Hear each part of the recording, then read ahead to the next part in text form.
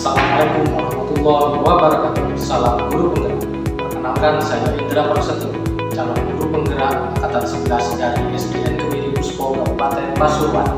Pada video ini saya akan menunjukkan aksi nyata pada modul 1.4 yaitu budaya positif, diseminasi atau pembahasan penerapan budaya positif pada rekan guru di lingkungan SDN Kemiri. Selamat menyaksikan.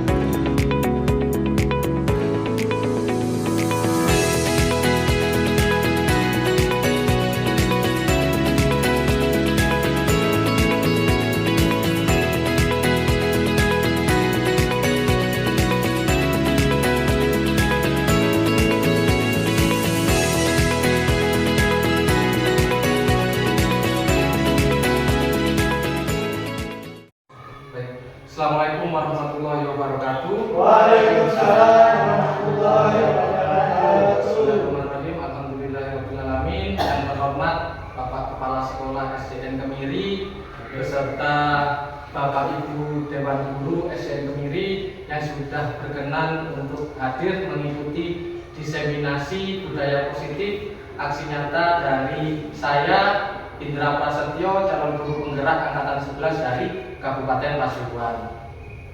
Sebelum kita mulai kegiatan, mari kita berdoa terlebih dahulu agar nantinya kegiatan ini bisa bermanfaat bagi kita semua, bisa berimbas kepada kita semua sehingga kita bisa menerapkan budaya positif ini di sekolah kita dan di kelas masing-masing.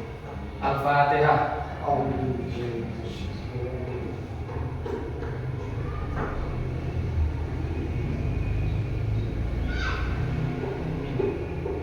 Baik, terima kasih Bapak Ibu sekalian. Sebelum kita lanjut ke materi, mari kita menyepakati dulu forum ini, kesepakatan kelas.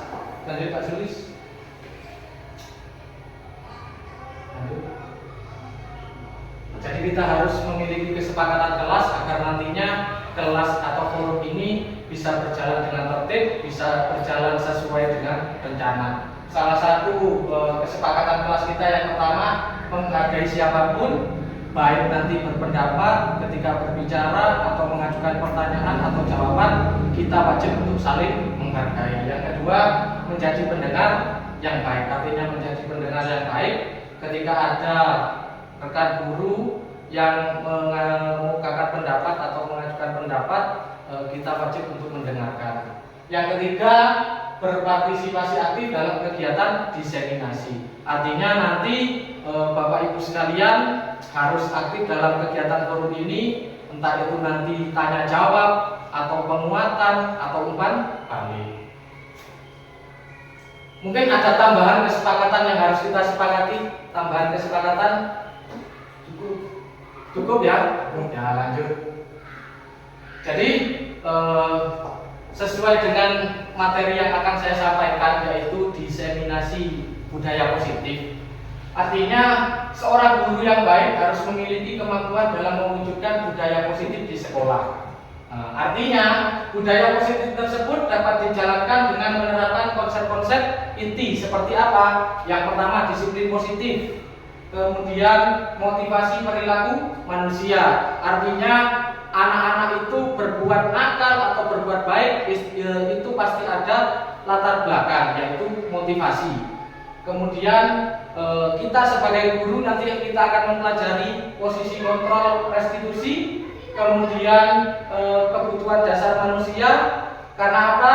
Anak nakal, anak pintar ataupun berbuat tidak sesuai dengan yang kita harapkan itu ada dasarnya.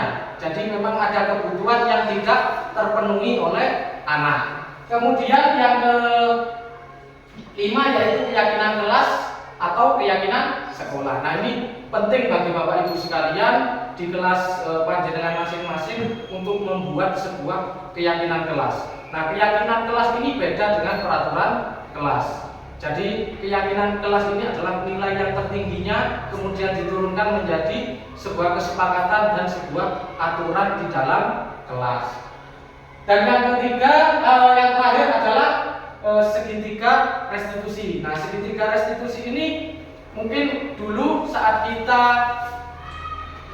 menjadi siswa mungkin masih ingat dengan bahasa diures.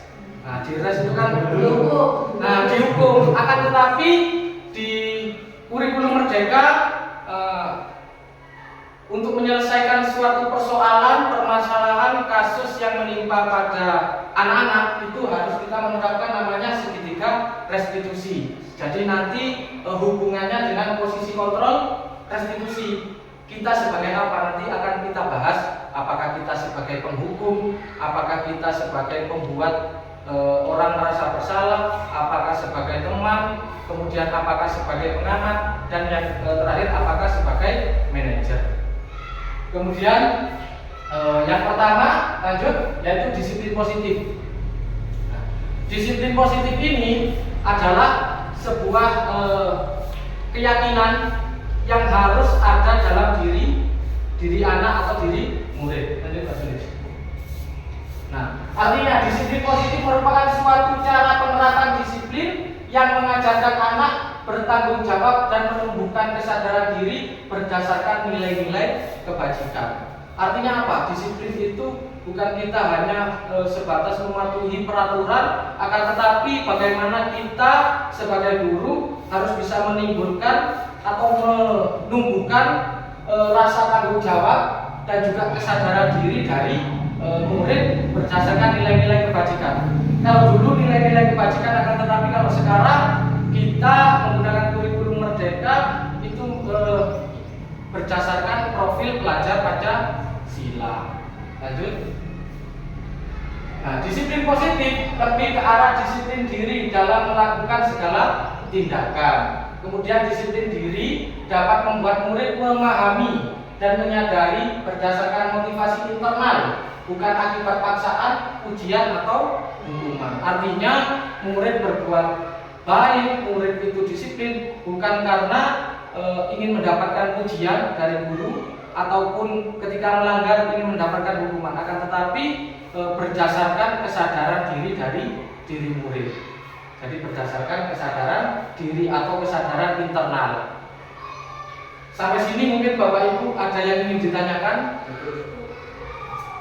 Jadi sesuai kesepakatan kelas, Bapak Ibu harus berpartisipasi aktif. Silakan ditanyakan dan nanti bisa diterapkan di kelas masing-masing. Selanjutnya Pak Sulis. Nah, jadi dasar-dasar untuk melakukan disiplin positif itu berdasarkan nilai kebajikan yang sekarang sudah dikumandangkan, yaitu profil pelajar Pancasila. Di situ ada beriman, bertakwa, dan berakhlak mulia, mandiri, bernalar kritis, berkebinekaan global, bergotong royong, dan kreatif. Jadi ini mungkin Bapak Ibu sekarang sering mendengar baik di PMM ataupun kegiatan KKB ataupun kegiatan webinar mandiri yang panjenengan ikuti, pasti panjenengan sudah terbiasa mendengar namanya profil pelajar Pancasila. Begitupun juga kegiatan kita saat P5 itu juga harus didasarkan dengan profil pelajar Pancasila. Selanjutnya, sekarang motivasi perilaku manusia. Jadi seseorang berbuat baik, seseorang berbuat kurang baik, ataupun yang lainnya itu pasti ada dasar atau ada motivasi untuk melakukan. Apa saja motivasi perilaku manusia itu? Nah, ada 3. Yang pertama untuk menghindari ketidaknyamanan atau hukuman. Motivasinya, saya harus datang tepat waktu ke dalam kelas, atau saya harus berpakaian rapi ketika mengajar ataupun ketika murid itu masuk di dalam kelas. Itu motivasinya kita harus mengetahui, apa karena menghindari ketidaknyamanan atau hukuman. Itu salah satu motivasinya. Kemudian yang kedua, untuk mendapatkan imbalan atau penghargaan dari orang lain. Nah, ini biasanya murid-murid itu ketika kita suruh kemudian langsung mengerjakan, ketika tidak boleh kita lakukan. Nah, artinya murid itu mendapatkan atau memiliki motivasi bahwa dia ingin mendapatkan imbalan atau penghargaan dari orang lain. Dan yang ketiga, untuk menjadi guru, untuk menjadi orang yang mereka inginkan dan menghargai diri sendiri dengan nilai-nilai yang mereka percaya. Nah, artinya motivasi yang ketiga ini yang kita harapkan memang lahir dan berkembang dari diri sendiri. Itu yang kita harapkan. Bukan karena ada aturan kita datang pagi atau murid-murid datang pagi, bukan karena kesepakatan-kesepakatan murid itu disiplin dan lain sebagainya, karena memang berdasarkan pengaruh internal atau kesadaran dari internal atau kesadaran dari diri sendiri. Selanjutnya, keyakinan kelas atau sekolah. Nah, Bapak Ibu, keyakinan kelas atau sekolah ini memang penting bagi kita, terutama saat awal tahun ajaran kita mendapatkan murid baru, sehingga kita memang perlu membuat sebuah kesepakatan kelas. Nah, kesepakatan kelas atau keyakinan kelas ini diturunkan menjadi aturan yang harus dilaksanakan, harus ditaati oleh seluruh warga kelas. Selanjutnya, dalam keyakinan kelas atau sekolah, guru berperan dalam mewujudkan terbentuknya keyakinan sekolah atau kelas dengan adanya kesepakatan antara guru dan murid. Jadi seperti yang Bapak Ibu laksanakan di awal semester ketika membuat aturan kelas, kesepakatan kelas, Bapak Ibu harus berdiskusi dengan murid. Kemudian apa saja yang ingin diusulkan murid, karena apa? Aturan kalau datangnya dari kita, bukan dari pemikiran murid, nanti saat menjalankan aturan tersebut pasti banyak pelanggaran. Jadi harapan ketika panjenengan membuat sebuah aturan atau kesepakatan kelas, Bapak Ibu harus melahirkan ide-ide yang memang berasal dari murid. Kemudian keyakinan sekolah atau kelas berupa pernyataan-pernyataan universal yang mudah diingat dan dipahami serta harus diterapkan di lingkungan sekolah. Nah, dalam pembuatan keyakinan kelas atau kesepakatan kelas, Bapak Ibu tidak boleh menggunakan kalimat negatif. Contoh kalimat negatif, tidak boleh memakai make up. Nah, sebaiknya bahasanya tidak boleh ada tidaknya. Tidak boleh memakai make up misalkan. Itu dirubah menjadi kalimat positif. Bagaimana? Berpenampilan sederhana semacam itu. Kemudian tidak boleh membuli. Bagaimana kalimat positifnya? Saling menghargai, saling menghormati. Nah, semacam itu. Jadi dalam membuat sebuah keyakinan kelas, Bapak Ibu tidak diperkenankan menggunakan kalimat negatif, karena bagaimanapun juga kalimat positif yang kita transfer kepada murid itu yang akan terserap baik oleh murid. Ketika kita mentransfer hal yang negatif, maka itu yang akan diserap oleh murid. Karena apa, Bapak Ibu? Tugas guru bukan hanya mentransfer ilmu, tetapi juga menuntun lakunya, artinya menuntun tingkah laku, etika, sopan santun dan lain sebagainya. Jadi tidak hanya kita sebatas mentransfer ilmu, tapi juga kita punya tanggung jawab, yaitu menuntun. Menuntun apa? Yaitu menuntun lakunya, bukan dasarnya. Karena apa? Sudah saya sampaikan pada saat PI kemarin bahwa kalau murid itu bukan kertas yang kosong, tapi sudah ada goresan tipis. Nah, tugas guru adalah menebalkan goresan tersebut. Akan tetapi menebalkannya adalah menebalkan hal yang positif, bukan yang negatif. Tentu murid itu punya goresan positif dan negatif, dan tugas guru adalah menebalkan goresan dan yang positif. Dan juga bahwa murid itu diibaratkan sebuah benih padi, benih jagung. Nah, kita guru sebagai petani, ketika padi itu memang bibitnya, bibit padi atau bibit jagung memang tidak produktif. Nah, bagaimana cara kita guru sebagai petani harus bisa membuat lingkungan. Nah, lingkungan itu apa? Tanahnya menjadi subur sehingga tumbuh kembang anak itu bisa menjadi maksimal. Selanjutnya Pak Sulis. Nah, keyakinan kelas atau sekolah. Nah, salah satunya ini tidak semua yang saya tampilkan. Keyakinan kelas di kelas 6. Yang pertama, hadir tepat waktu. Hadir tepat waktu. Kemudian menjaga kebersihan kelas dan sekolah. Yang selanjutnya, saling menolong, menghormati dan menyayangi. Dan yang keempat, belajar dengan sungguh-sungguh. Nah, nanti akan saya berikan contoh ketika ada siswa atau murid yang melanggar dari keyakinan kelas itu, konsekuensinya seperti apa dan cara penyelesaiannya seperti apa. Kemudian selain panjenengan membuat keyakinan kelas, panjenengan juga harus membuat sebuah konsekuensi, bukan hukuman, konsekuensi. Artinya panjenengan membuat konsekuensi nanti sifatnya bukan yang menghukum, tapi sifatnya yang mendidik, sehingga anak-anak itu tidak mengulangi, anak-anak itu bisa menjalankan keyakinan kelas sesuai dengan apa yang sudah disepakati di kelas tersebut. Selanjutnya, nah, ini kebutuhan dasar manusia. Sekarang kita masuk ke kebutuhan dasar manusia. Nah, kebutuhan dasar manusia itu, kalau boleh tahu, mungkin Bapak Ibu ada yang ngerti apa kebutuhan dasar manusia?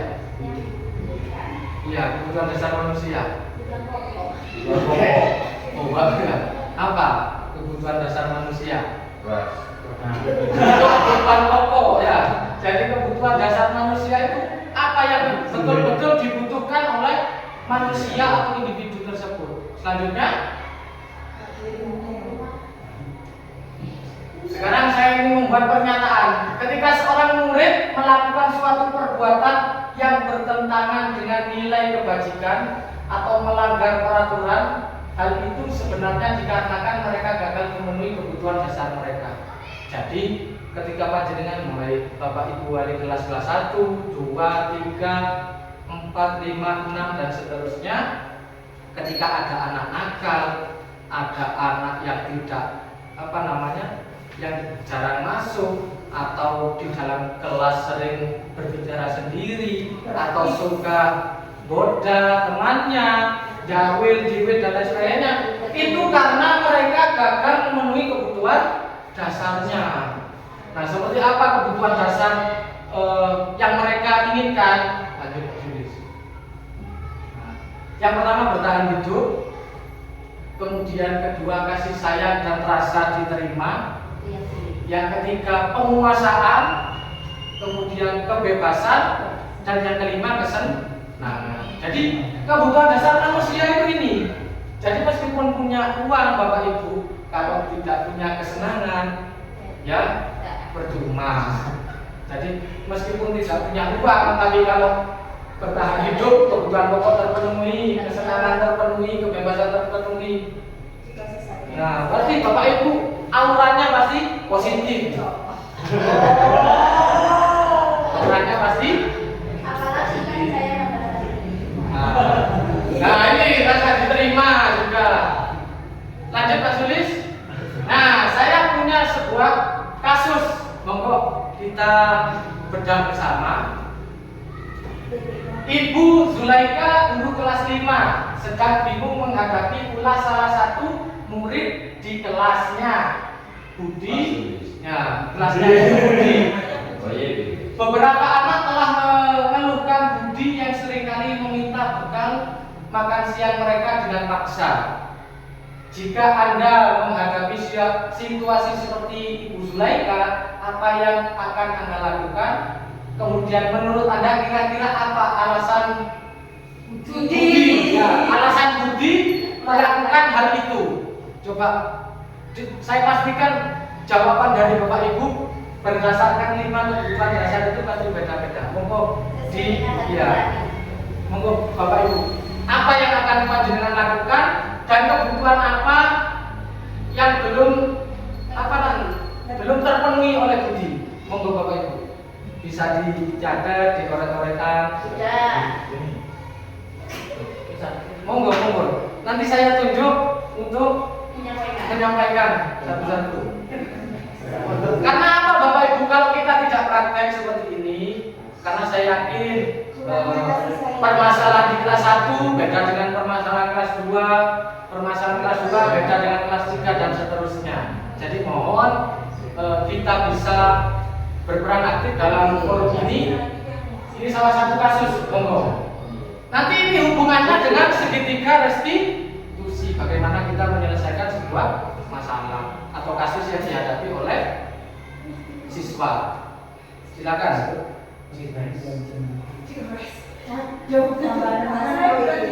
Ya, apa yang akan Anda lakukan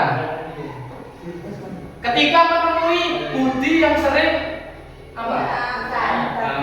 Bekal, monggo. Iya, ditulis saja Bu Sri, nanti disampaikan. Ibu dari kelas 5 ambil. Nah,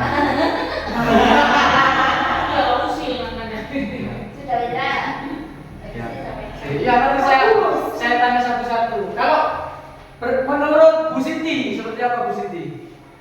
Kalau memang setiap hari tidak membawa bekal, mungkin dia merasa lapar. Berarti Sehingga saya mungkin akan mengasih makanan pada si Budi. Terus kebutuhan dasar yang tidak terpenuhi apa kira-kira Bu Siti? yang pertama tadi Pak, apa? Bertahan hidup. Bertahan hidup menurut Bu Siti. Mungkin Ya. ada juga rasa kasih sayang si orang tuanya tidak. Menurut Pak Udin. Ayo, apa yang akan dilakukan Pak Udin? Kalau saya yang saya lakukan adalah yang pertama mendekati anak yang minta setiap hari Budi itu tadi. Ya, saya melakukan pendekatan kepada Budi, apakah yang melatar belakangi Budi itu sehingga melakukan hal tersebut. Kalau menurut pandangan saya, ya itu tadi, yang pertama mungkin kurangnya kasih sayang kepada orang tua, Kurangnya kasih sayang. sehingga berpengaruh ke pola bertahan hidupnya, sehingga saat dia kekurangan di rumah mungkin dilampiaskan ke sekolah yang dianggap dia lemah, sehingga dia melakukan hal tersebut kepada anak yang membawa bekal tersebut. Tepuk tangan untuk Bu Siti dari Pak Udin. Menurut Bu Kiki, karena ini biasanya terjadi di kelas 1 bukan hanya bekal, tapi bisa pensil, penghapus. Apa yang akan dilakukan Bu Kiki? Menurut saya sama seperti yang disampaikan Pak Udin tadi, mendekati anak yang kebutuhannya tadi kurang. Kenapa kok melakukan yang seperti itu? Ada apa? Apa di rumah tidak diperhatikan atau uang sakunya kurang? Apa ada apa masalah yang lain sehingga anak tersebut melakukan hal yang seperti itu? Terus menurut saya alasan Budi melakukan itu mungkin memang kurang kasih sayang dari orang tua, sehingga dia merasa tidak diperhatikan apa yang kebutuhan apa yang Budi perlukan.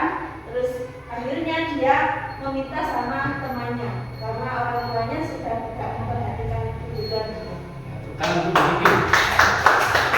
Menurut Pak Haji, gimana Pak Haji? Sama, ya. Menurut Bu Sri, sama.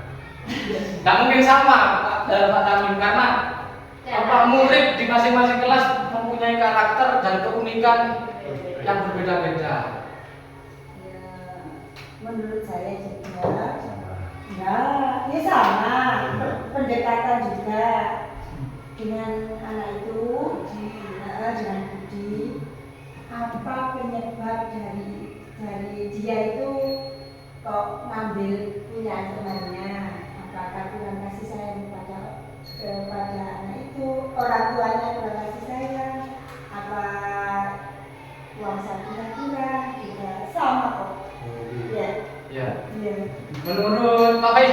izin. Bapak izin.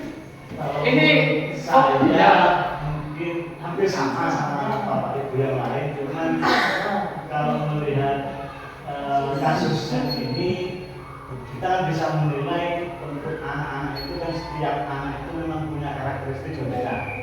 Nah, memang lebih dominan mungkin rasa kasih sayangnya kurang atau rasa yang di rumahnya kurang, entah itu karena mungkin orang tuanya terlalu sibuk atau memang tidak diperhatikan. Selain itu mungkin anak itu memang kesenangannya di situ, usir. Kenakalannya memang mungkin di situ rasa ingin menunjukkan dirinya penguasaan usir dari teman-temannya atau yang lain. Mungkin itu saja contohnya. Tepuk tangan untuk Bu Sri dan Pak Udin. Nah, dari Bu Siti, Pak Udin, Bu Kiki, Pak Dola, Bu Sri dan Pak Ijin, tentu ada jawaban-jawaban yang berbeda. Nah, mari kita telah selanjutnya Pak Sulis. Nah, alasan Budi yang pertama. Jadi memang Budi melakukan hal tersebut karena ada kebutuhan dasar yang tidak terpenuhi. Karena ia lapar dan orang tuanya tidak membawakan bekal makan siang, maka kebutuhan dasar yang sedang berusaha dipenuhi oleh Budi adalah kebutuhan untuk bertahan hidup, seperti yang disampaikan oleh Bu Siti, Pak Udin, Bu Kiki. Lanjut. Nah, itu salah satunya. Memang dari rumah tidak dibekali, sedangkan teman-temannya dibekali, sehingga Budi tersebut merasa kebutuhan dasar yaitu bertahan hidupnya tidak Yang kedua yaitu karena dia merasa senang temannya jadi memperhatikan dia ketika temannya melaporkan tindakannya itu pada gurunya dan gurunya memberitahu orang tuanya, sehingga orang tuanya jadi memperhatikan dia.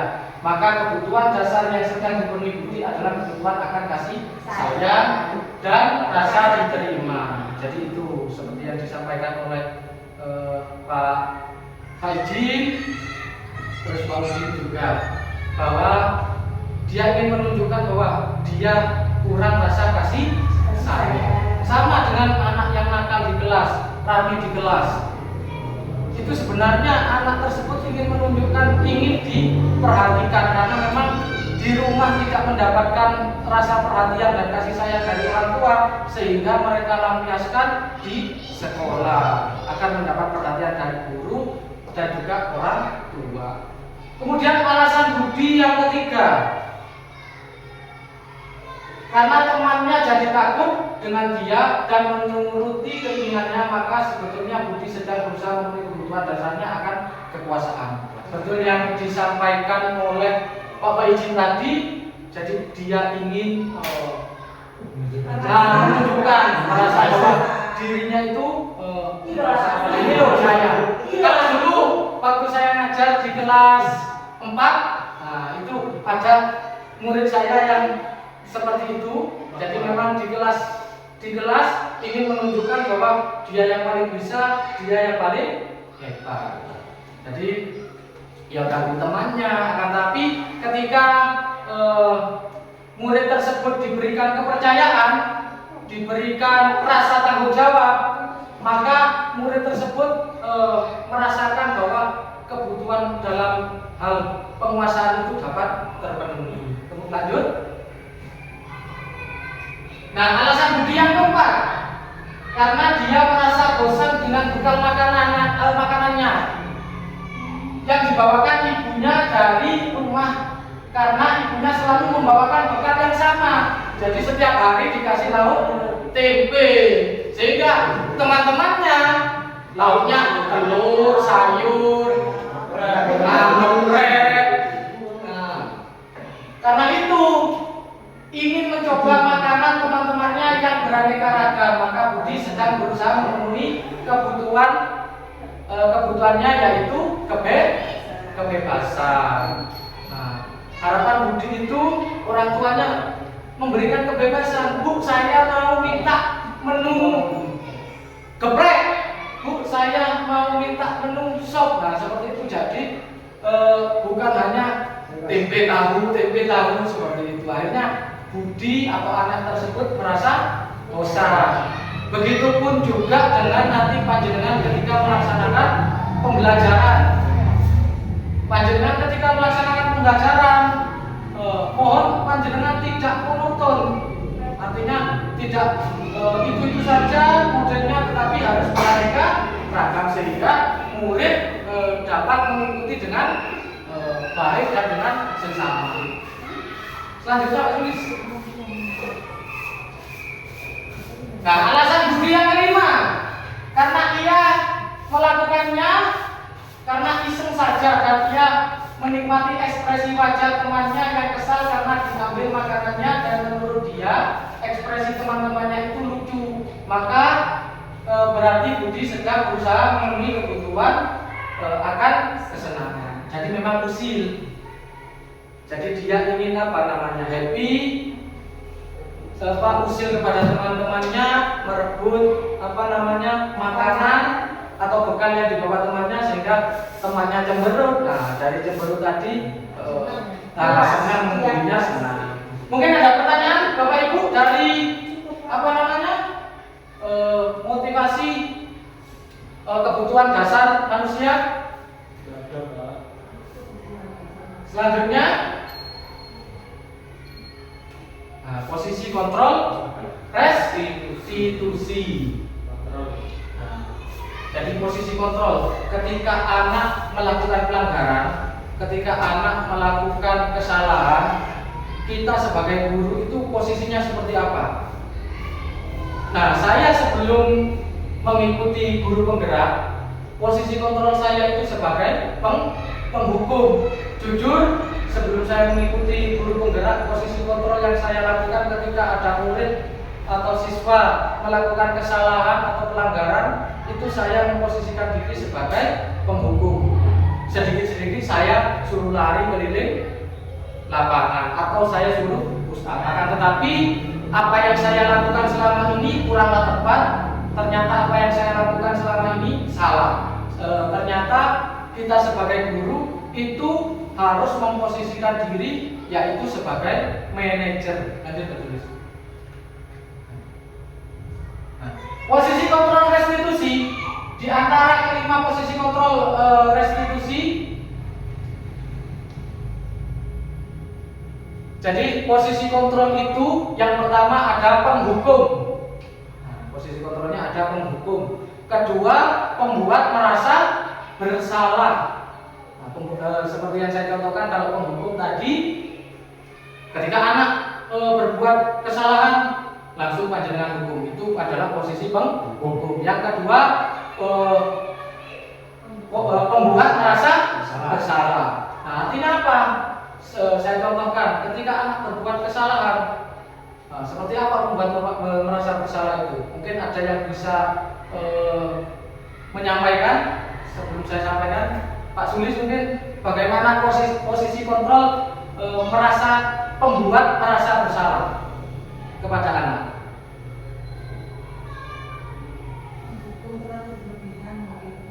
Ya, itu tadi kalau penghukum masuk pada posisi penghukum. Yang kedua, posisi merasa bersalah. Artinya apa? Misalkan kamu itu sudah diajari aturan yang baik, tata krama yang baik, kamu kok masih melakukan hal seperti itu. Nah, tiba-tiba kan anak tersebut merasa orang yang paling gagal, anak tersebut merasa orang yang paling bersalah. Nah, itu adalah posisi pemberi merasa bersalah, pembuat merasa bersalah. Kemudian yang ketiga, posisi kontrolnya sebagai teman. Nah, seperti apa sebagai teman? Ya, kita memperlakukan diri kita guru sebagai teman kepada murid. Jadi ngobrol bagaimana memposisikan diri sebagai teman. Kemudian yang keempat yaitu sebagai pemantau. Nah, pemantau itu seperti apa? Ya, dipanggil, kemudian anak tersebut ketika melakukan kesalahan kita tanya kepada murid tersebut apa alasan membuat kesalahan itu. Nah, dan tanpa memberikan solusi, itulah namanya pemantau. Dan yang kelima yaitu posisi manajer. Nah, posisi manajer ini adalah posisi kontrol yang diharapkan dan harus dimiliki oleh guru ketika murid atau peserta didik kita membuat sebuah kesalahan atau melanggar sebuah aturan. Jadi bagaimana posisi manajer itu? Nanti akan saya tampilkan saat kita membahas tentang segitiga restitusi. Lanjut tertulis. Nah, ini posisi kontrol restitusi. Di antara kelima posisi kontrol tersebut, sebaiknya seorang guru menggunakan posisi kontrol sebagai manajer. Nah, sebagai manajer, guru dapat membuat sesuatu bersama murid. Membuat sesuatu bersama murid, entah itu nanti solusi, entah itu anak dapat menyampaikan alasan-alasan itu dengan tenang. Kemudian mempersilahkan murid mempertanggungjawabkan perbuatannya dan mendukung murid agar dapat menemukan solusi. Kemudian selain itu posisi kontrol manajer mengacu pada restitusi yang dapat menjadikan murid sebagai manajer bagi dirinya sendiri sehingga tercipta identitas positif pada diri murid. Jadi selain guru membuat sesuatu bersama murid, entah itu kita membuat sebuah solusi, entah kita menenangkan murid bahwa siapapun itu bisa berbuat salah. Jadi intinya kita sebagai manajer itu tidak menghakimi murid ketika berbuat kesalahan. Selanjutnya,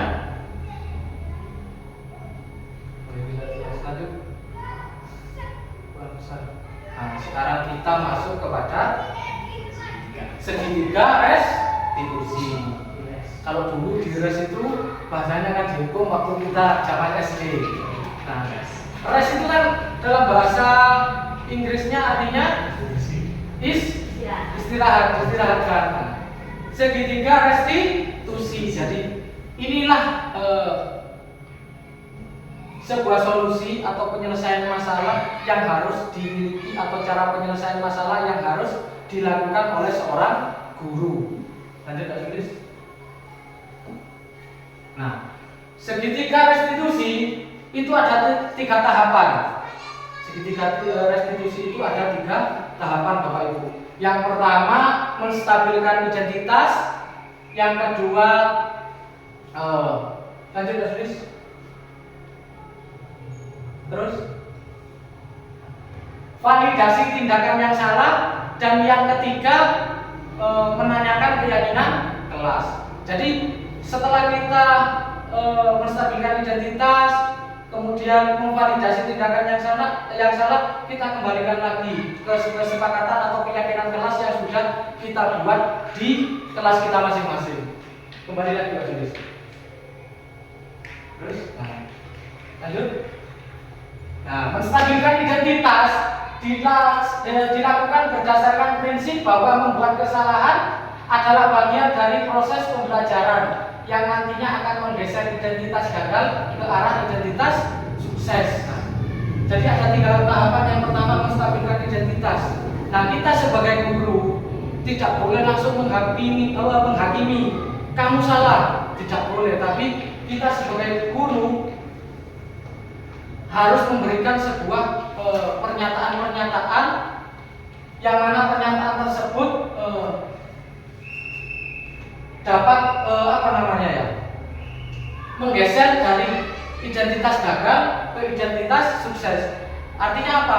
Ketika murid membuat kesalahan itu, dia merasa orang yang paling orang yang paling gagal, orang yang paling bersalah, sehingga kita harus merubahnya dulu menjadi identitas sukses. Nah, motivasi Bu, betul, dari Bu Sri, dan juga merupakan bagian dari proses pembelajaran. Lanjut. Nah, menstabilkan identitas ketika kita memanggil murid kita yang melakukan kesalahan. Nah, kita tidak langsung kamu itu bagaimana? Nah itu tidak boleh. Tapi bagaimana kita apa namanya memberikan motivasi dan penguatan dulu agar anak tersebut tidak menjadi orang yang paling bersalah. Bagaimana? Kita harus melontarkan pernyataan-pernyataan, kita harus melontarkan pertanyaan-pertanyaan seperti berbuat salah itu adalah hal yang biasa, misalkan sampai dilus. Kemudian tidak ada manusia yang sempurna, Bapak Ibu juga pernah melakukan kesalahan seperti itu. Dan seterusnya. Lanjut Pak Julis. Kemudian validasi tindakan yang salah. Ketika kita sudah melakukan tahapan yang pertama, menstabilkan identitas, yang kedua yaitu validasi tindakan yang salah. Validasi tindakan yang salah dilakukan berdasarkan prinsip bahwa setiap perilaku berupaya memenuhi suatu kebutuhan tertentu. Artinya apa? Kita harus menanyakan itu jangan dengan langsung menghakimi seperti yang saya sampaikan, tapi bagaimana kita menanyakan itu, kenapa kamu kok melakukan hal itu? Nah, seperti itu. Nah, kemudian sehingga guru atau orang tua akan bergeser dari pemikiran stimulus respon menjadi proaktif, serta akan lebih mengenali dan mengakui kebutuhan murid. Jadi, murid ini ternyata kebutuhannya apa? Saya sudah kemarin mempraktekkan penerapan segitiga restitusi. Nanti saya tampilkan video saya di YouTube. Kemudian Bapak Ibu bisa mengamati. Jadi dengan adanya validasi tindakan yang salah ini, nanti kita sebagai guru akan lebih mengenali dan mengakui kebutuhan-kebutuhan murid. Lanjut. Validasi tindakan yang salah, kemudian kita menanyakan, melontarkan beberapa pertanyaan-pertanyaan, kemudian pernyataan-pernyataan juga seperti kamu pasti punya alasan mengapa melakukan hal tersebut. Apa yang penting bagi kamu, kemudian kamu boleh tetap berusaha menjaga sikap itu, tapi tambahkan sikap yang lain. Kita akan rata-rata, kalau saya melihat dari Bapak Ibu sekalian, ketika ada murid berbuat salah, kita apa yang kita lakukan pertama?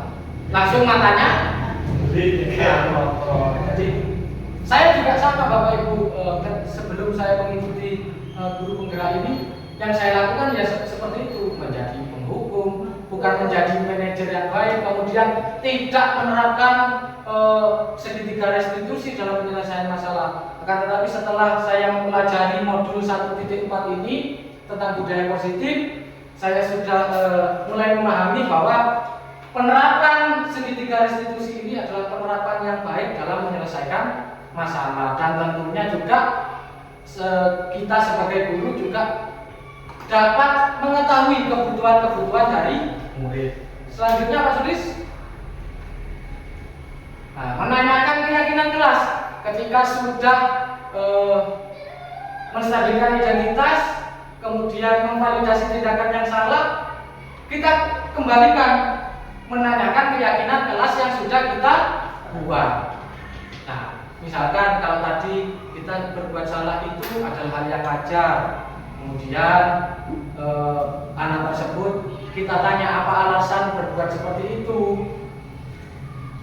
Artinya dia melanggar sebuah keyakinan. Kita tanyakan kembali, menanyakan keyakinan kelas dilakukan dengan memberi pertanyaan-pertanyaan bermakna pada murid atau anak untuk memunculkan motivasi secara intrinsik sehingga mampu mengaitkan keyakinannya dengan tindakan yang salah. Oh Pak, ya ternyata ketika kita tanyakan keyakinan kelas, kemarin itu saya sudah mempraktekkan yang bersangkutan atau murid yang melakukan pelanggaran sadar dengan kesalahannya dan siap menanggung konsekuensi yang sudah diperbuatnya.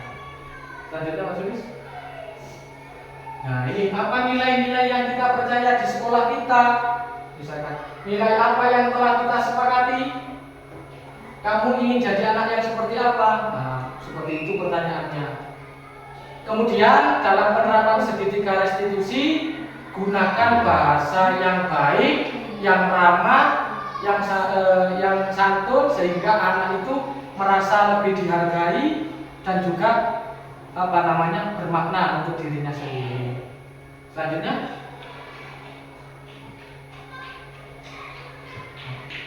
sebelum saya lanjut ke video segitiga restitusi, mungkin ada yang ingin ditanyakan oleh Bapak Ibu. Monggo Bu Siti, tentang segitiga restitusi, Bu Siti. Bu Gigi, Pak Udin, ya, silakan Pak Udin. Ayo Pak Udin. Ya, saya mau bertanya. Berarti kalau kita di posisi yang tadi kan ada beberapa kondisi, nah itu kan ada posisi hukum, ada posisi Pembuat merasa bersalah, teman, pemantau, dan manajer. Nah, itu kan yang dipakai yang manajer ya. Berarti yang paling tadi saat posisi bagaimana? Oh ya, terima kasih. Terima kasih Pak Udin, pertanyaannya cukup bagus sekali. Jadi ketika kita menemukan murid yang memang melakukan kesalahan atau melanggar peraturan, ya kita penyelesaiannya adalah menggunakan segitiga restitusi dengan kita memposisikan diri sebagai manajer. Nah, bagaimana dengan 4 posisi tadi? Nah, 4 posisi tadi atau 4 posisi kontrol dari guru tadi, mulai dari penghukum, kemudian pembuat merasa bersalah, teman, dan juga pemantau. Yang paling efektif itu adalah posisi manajer. Karena apa? Sebelum saya mengikuti pendidikan guru penggerak ini, saya memposisikan diri di 4 ini. Akan tetapi ketika saya memposisikan diri sebagai penghukum, tidak lama kemudian anak tersebut mengulangi kesalahannya lagi. Begitupun juga pembuat merasa bersalah. Ketika anak itu berbuat salah, kita memposisikan diri sebagai pembuat merasa bersalah, tidak lama kemudian anak tersebut mengulanginya lagi. Begitu juga dengan posisi teman dan juga posisi pemantau. Dan yang paling efektif adalah posisi manajer, karena memang posisi manajer ini adalah posisi di mana kita menghargai murid, baik dia melakukan kesalahan atau melakukan pelanggaran itu, murid itu merasa dihargai sehingga mereka bisa lebih lebih bermakna bagi kita dan juga bagi dirinya sendiri. Mungkin ada pertanyaan lain dari Bapak Ibu sebelum saya lanjut? Bu Sri mungkin? Oh, cukup Bu Sri. Nah, jadi kesimpulannya adalah seorang guru yang baik harus memiliki kemampuan dalam mewujudkan budaya positif di sekolah. Budaya positif tersebut dapat dijalankan dengan menerapkan konsep-konsep disiplin positif, mengetahui motivasi perilaku manusia, memposisikan posisi kontrol restitusi sebagai manajer, memenuhi kebutuhan dasar manusia, membuat sebuah keyakinan kelas atau sekolah, dan juga melakukan penerapan segitiga restitusi. Nah, baik Bapak Ibu, lanjut. Balik lagi ke sini. Saya ingin menunjukkan video penerapan segitiga restitusi yang saya lakukan untuk 2 kasus. Mungkin nanti bisa diadopsi oleh Bapak Ibu sekalian, bisa diterapkan di kelas masing-masing.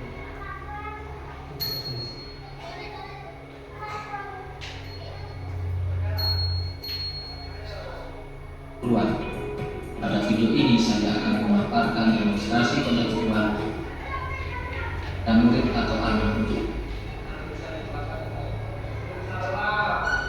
skenario kasus motivasi secara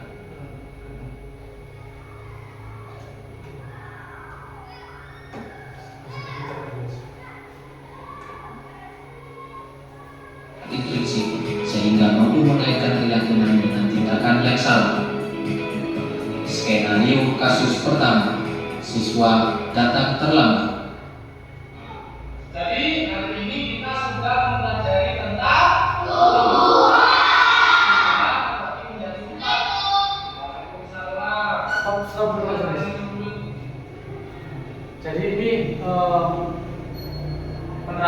tidak restitusi pada kasus siswa yang datang terlambat ke sekolah atau kelas. Lanjut Pak Tulis.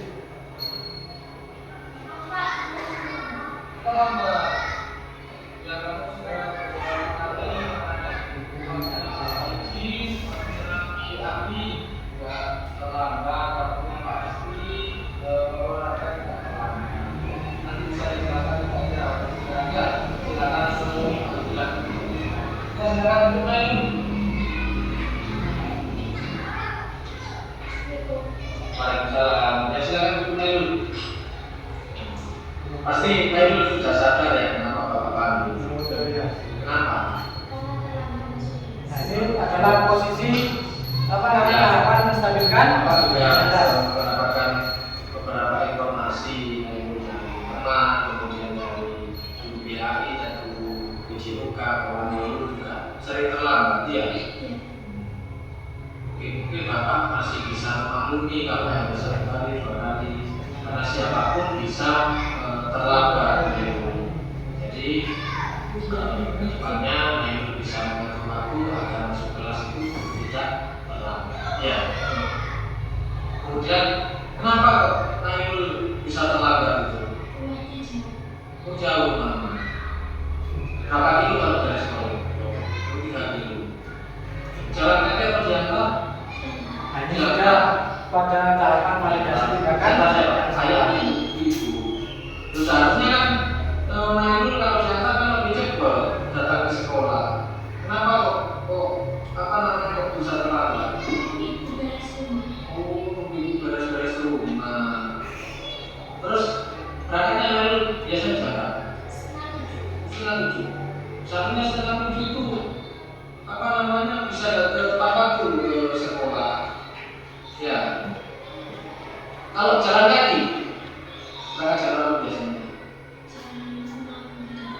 30 sama berarti 30 menit ya. Jadi Nailul harus merubah pola persiapan. Jadi persiapannya bangunnya lebih awal, terus siap-siapnya juga lebih awal. Mungkin juga bisa bantu ibu untuk mempersiapkan kegiatan di rumah sehingga Nailul bisa berangkat atau jalan itu lebih awal. Ya. Kemudian kita kan sudah membuat keyakinan jelas di kelas 9. Ya. Mungkin Nailul tahu apa yang dilakukan oleh Nailul.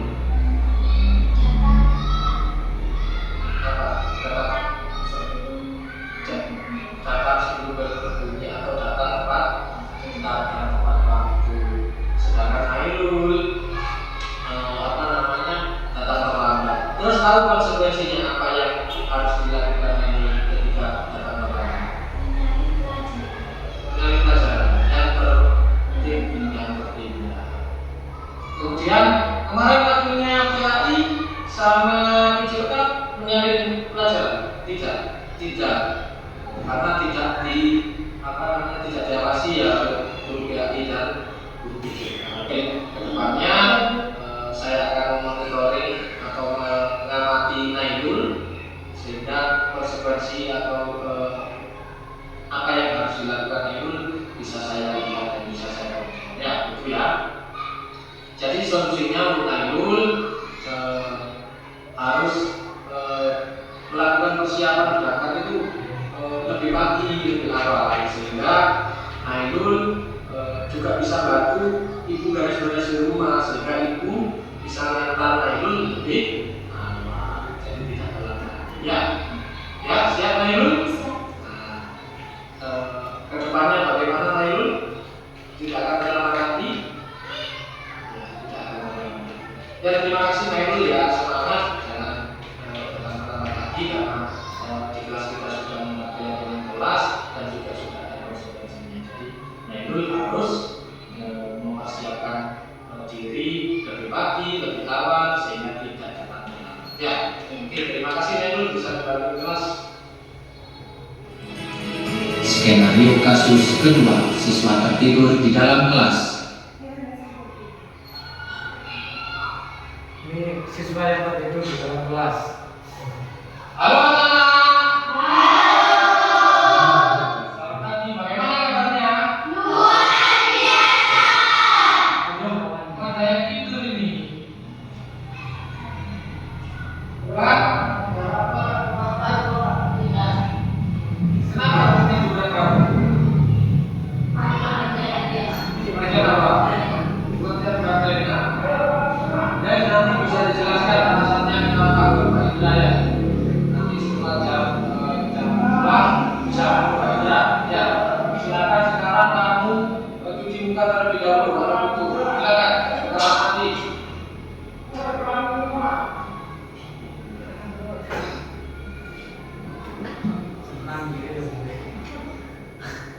Waalaikumsalam.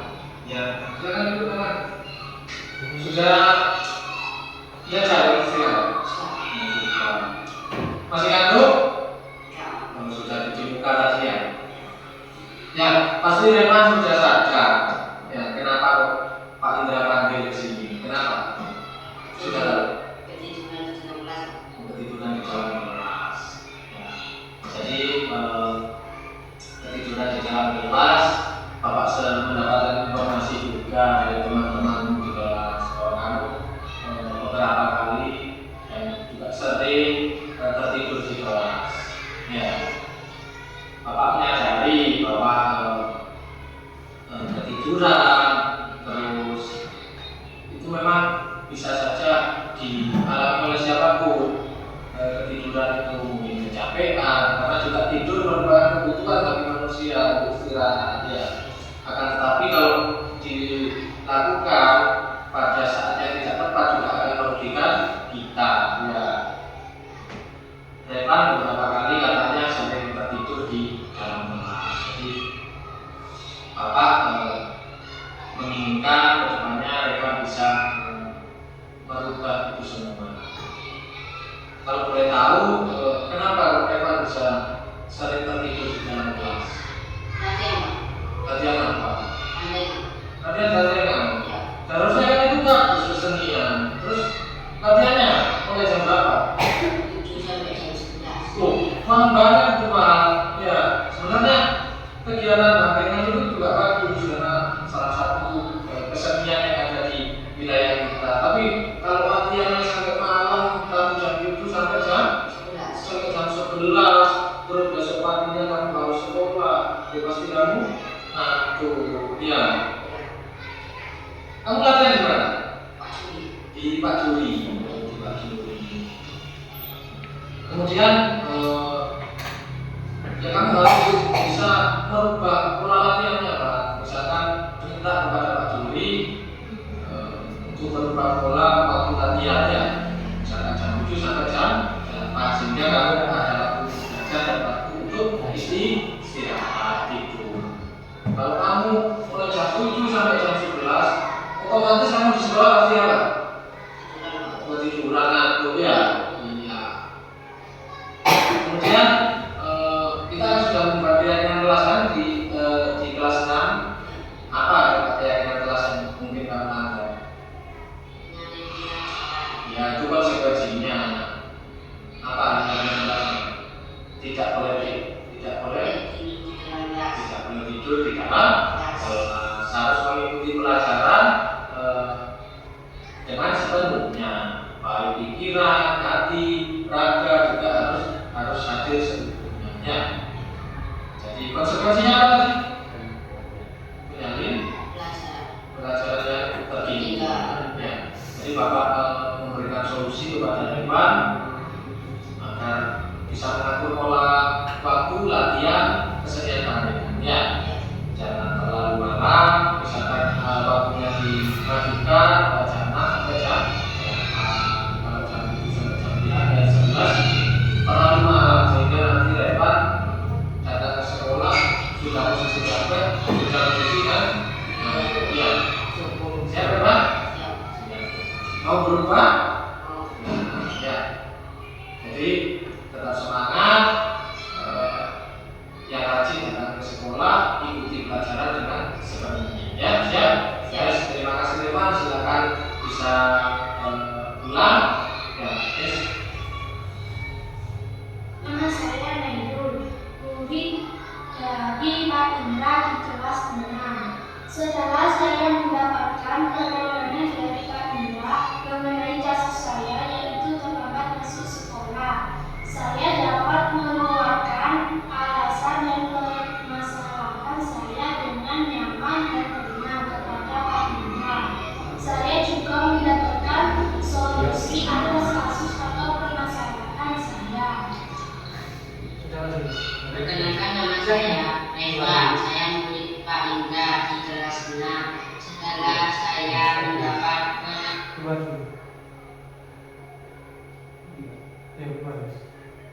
balik dan aksinya teman. Balik dan atas. Jadi Bapak Ibu, itu tadi penerapan segitiga restitusi kepada anak yang melakukan kesalahan atau melakukan pelanggaran. Jadi bagaimana kita berkomunikasi yang baik kepada anak sehingga anak tersebut merasa dihargai. Kalau kita ada anak berbuat kesalahan kemudian kita melotot dengan bahasa yang kasar, nah, itu sekarang secara psikologi anak itu akan terganggu. Jadi bagaimana kita berkomunikasi yang baik, bagaimana kita menghargai murid kita dengan baik. Jadi dengan melakukan penerapan segitiga restitusi.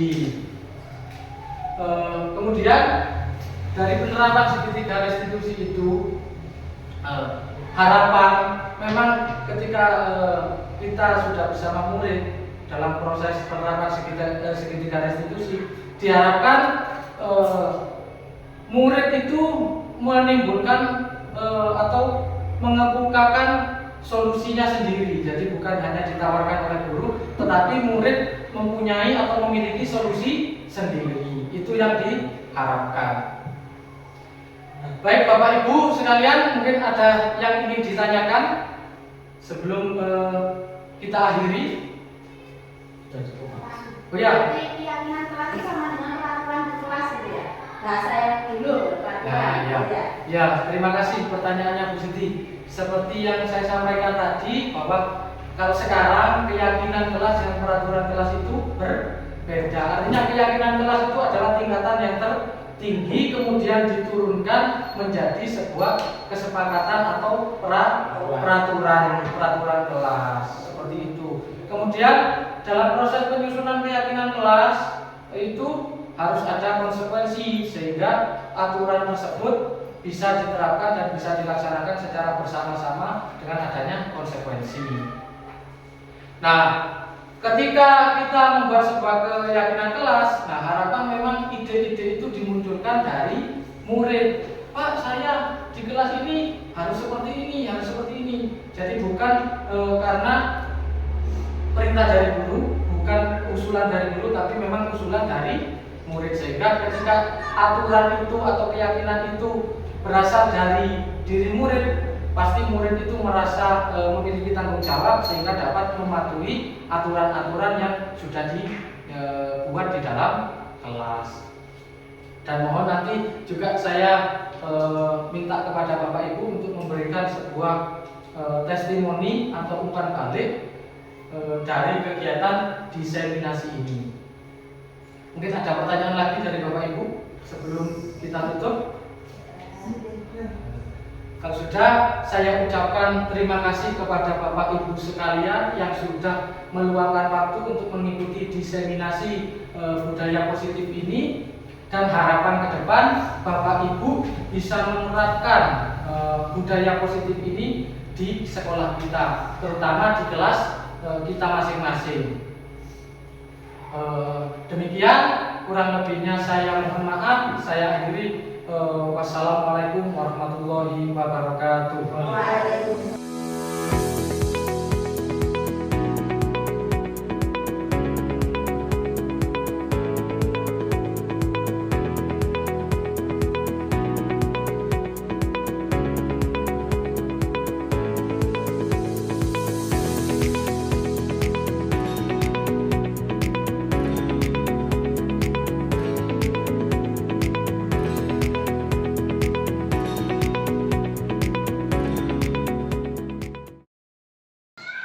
Assalamualaikum warahmatullahi wabarakatuh.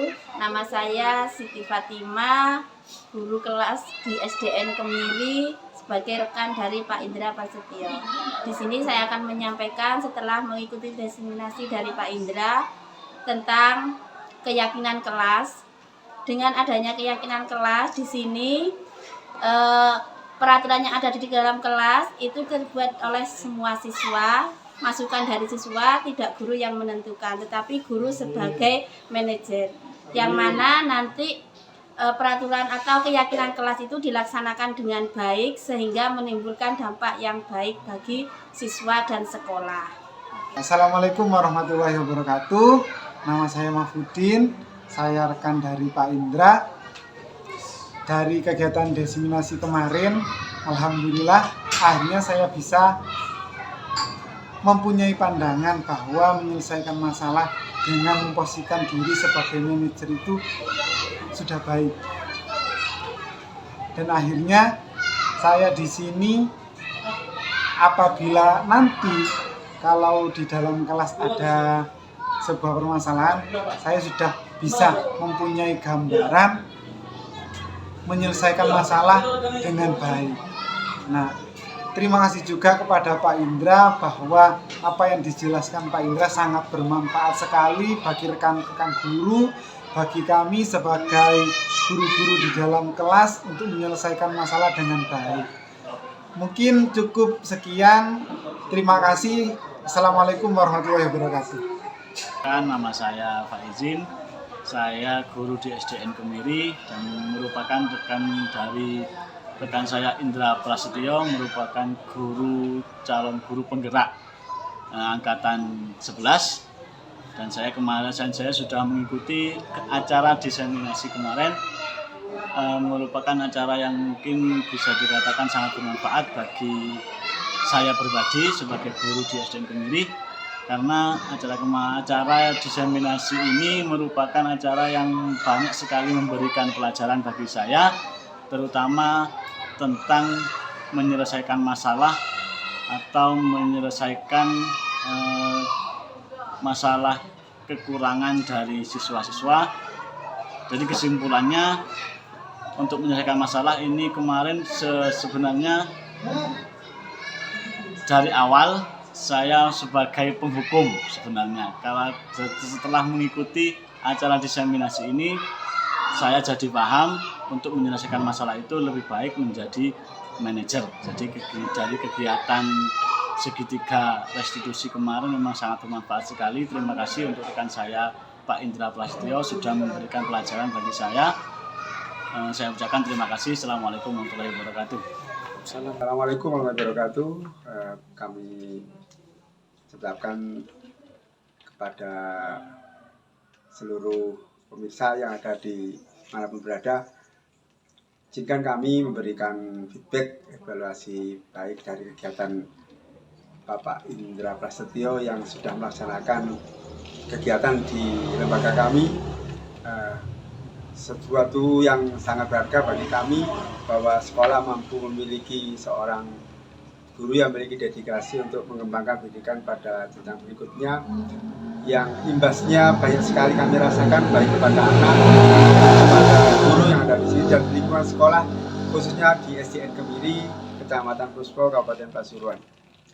Satu hal yang pertama yang menjadi kesan kami, yang pertama adalah mampu memberikan motivasi pada Bapak Ibu guru yang lain untuk membuat sebuah kegiatan pendidikan yang berkualitas, baik di dalam persiapan, praktek maupun evaluasinya, yang nanti berimbas langsung pada kekuatan menggali potensi diri dari peserta didik secara umum dan secara khusus nanti pada keahlian dan skill-skill yang akan muncul sesuai dengan ranah dan lingkungan yang kami terima, yaitu daerah pegunungan, yang mungkin nanti akan menjadikan peningkatan mutu dan peningkatan skill pada anak didik dan pada dewan guru, pada guru, yang nanti interaksinya di antara kedua-duanya akan meningkatkan kualitas pembelajaran di masa yang akan datang.